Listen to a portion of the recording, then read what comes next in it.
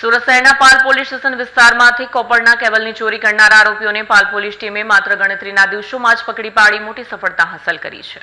પાલ police સ્ટેશનના police inspector BA ભટ્ટના નેતૃત્વમાં surveillance PSI એમ.વી. પરમારની ટીમે વાહન ચોરી, મોબાઈલ ચોરી, ઘરફોડ ચોરી, લૂંટ, ધાડ અને ચેન સ્નેચિંગ જેવી ઘટનાઓમાં સામેલ આરોપીઓ અને ફરાર ઇસમોને પકડવા માટે અલગ અલગ ટીમો બનાવી હતી. આ દરમિયાન સર્વેલન્સ ટીમના head constable Jaydeep Narsinhbhai, head constable Shailesh Makabhai અને લોકરક્ષક Vishalbhai CCTV camera, technical surveillance અને હ્યુમન ઇન્ટેલિજન્સના આધારે તપાસને વેગ આપ્યો. તેમની મહેનતના પરિણામે કોપર કેબલ ચોરીના આરોપીઓને ઝડપી લેવામાં આવ્યા. ઉપરાંત આ ગુનામાં સંડોવાયેલા 2 બાળકિશોરોએ પૂછપરછ દરમિયાન અડાજણ પોલીસ સ્ટેશન વિસ્તારમાંથી એક મોબાઈલ ચોરી કર્યાની કબૂલાત કરતા અડાજણ પોલીસ સ્ટેશનમાં પણ કલમ હેઠળ નવો ગુનો નોંધવામાં આવ્યો છે. પોલીસ કમિશ્નર સર સુરત શહેર, અધિક police commissioner sir sector 2 Surat શહેર તથા નાયબ police commissioner sir zone 7 Surat શહેરનાઓની સૂચના અનુસાર પોલીસ સ્ટેશન વિસ્તારમાં નોંધાતા ગુનાઓ જે છે એની અંદર મહેનત કરીને ડિટેક્શન લાવવા માટે તથા આરોપીઓને પકડી પાડવા માટે જે સૂચના આપવામાં આવેલ હતી તે અંતર્ગત પાલ પોલીસ સ્ટેશનની અંદર ચાલુ માસમાં ચોરીના 2 બનાવો નોંધાવા પામેલ હતા. જેની અંદર વિગત જોઈએ તો બાંધકામની સાઇટ ઉપરથી જે અર્થિંગ સહિત અલગ અલગ કામગીરી માટે વપરાતા કેબલ જેની અંદર કોપર જેવી ધાતુનો ઉપયોગ થતો હોય એવા અલગ અલગ પ્રકારના કેબલ્સની ચોરીની 2 ઘટનાઓ સામે આવેલ હતી. પાલ પોલીસ સ્ટેશનને આ અંગે જાણ થતા તેઓ અલગ અલગ 2 એફઆઈઆર નોંધીને કુલ 43,55,000 જેટલી રકમનું જે ચોરી કેબલના વાયરોની ચોરી થઈ હતી તે અંગે જરૂરી કાર્યવાહી હાથ ધરી હતી.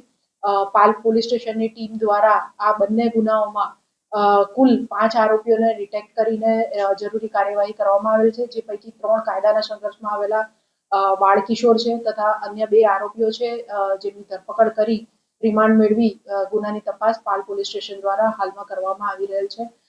જે 2 આરોપીઓને રિમાન્ડ લેવા માટે કાર્યવાહી કરવામાં આવી છે એ જોઈએ તો વિકાસ ગાંગડિયા તથા મોહિત નાઈકે બંને આરોપીઓ રાંદેર ખાતે રહે છે તથા એક આરોપી જે છે વિકાસ ગાંગડિયા એ અમદાવાદ તથા મોહિત નાઈકે જે છે એ મૂળ મધ્યપ્રદેશના બરહાનપુરનો રહેવાસી છે. આ લોકો અન્ય કાયદાના સંઘર્ષમાં આવેલા બાળ કિશોરો સાથે મળીને એક અલગ અલગ આવી જે બાંધકામની સાઇટ હોય ત્યાં જઈ અને વોચ કરતા હતા અને ત્યારબાદ જ્યાં કોઈની નજરે ના આવે એ રીતના અલગ અલગ મોટા થેલીઓમાં વગેરેમાં ભરીને આ પ્રકારના જે કિંમતી વાયરો હોય તે ચોરી લઈ જઈને તેનો નિકાલ કરતા હતા.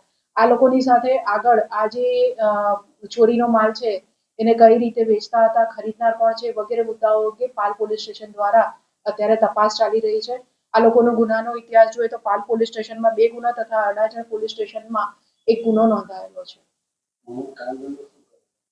આ લોકો નાની ઉંમર ધરાવે છે તથા કોઈ જ કામ ધંધો કરતા નથી, જેથી પોતાને થોડા ઘણા પૈસા જે ખર્ચ માટે જોઈએ એના માટે આ લોકો આ પ્રકારની બાંધકામ સાઇટ્સ જે હોય જ્યાં આગળ કોઈ પ્રકારનું બાંધકામ ચાલતું હોય એવી જગ્યાઓએ જઈને રેકી કરીને આ પ્રકારના કેબલની ચોરી વાયરોની ચોરી કરે.